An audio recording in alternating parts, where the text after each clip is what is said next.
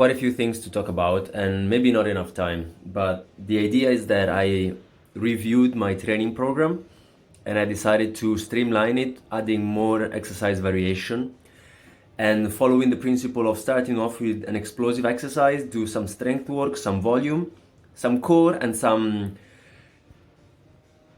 isolation and accessory work. So my explosive movement for the day was sort of an explosive pull-up, followed up with the chest to wall handstand eccentrics. Now, a couple of things that I noticed.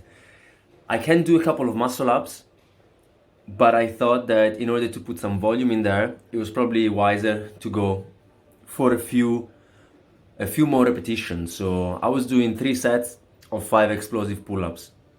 I don't feel super comfortable doing them back to back, so I should probably reset the starting position like I'm doing with the chest to wall handstand lowerings, which felt alright. I did 3 sets of 3.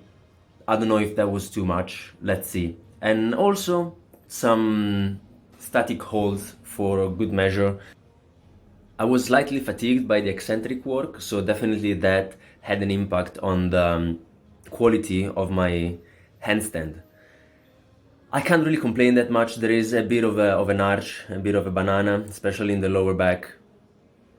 But shoulder fatigue after heavy strength work for me is probably to be expected, so no big deal. It was just volume for my handstand.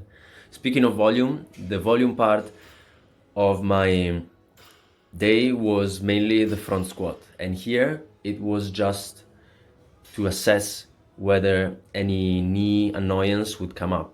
So I just put 50 kilos on, I did 8 repetitions, I did 3 sets of those. Didn't feel any discomfort, but then it's a lightweight, and I was really focused on distributing my weight evenly through my entire foot. I have a tendency on putting more strain on the front of my leg. Definitely my knee tendon was taking more than its due, and that should be shared with the ankle. And that, there should be like a 2 birds with 1 stone gain at that point, because if my ankle was not taking as much load before, taking anything now is probably gonna help with the flexibility and mobility, which could in turn increase the quality and the depth of my squats.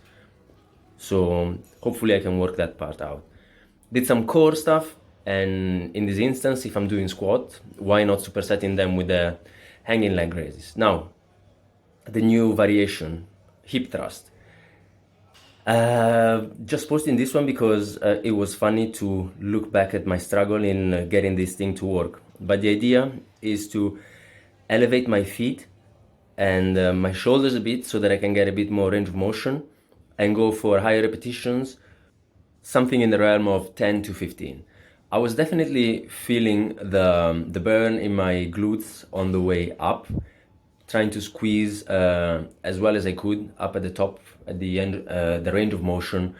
And I just really need to play around with the least uncomfortable position there. I was trying to put the thicker pad on the bar, but that was getting in the way of my hip flexion, and so I decided to put that little mat on, but that's not providing as much cushioning, so I'll have to play around with that. It was a fun thing, and I superset that with the isolation work of the day, which was the Lou raises. Again, 3 sets. I did 3 sets of everything. I'm gonna have to play around with the volume to see what I can recover from. Ciao.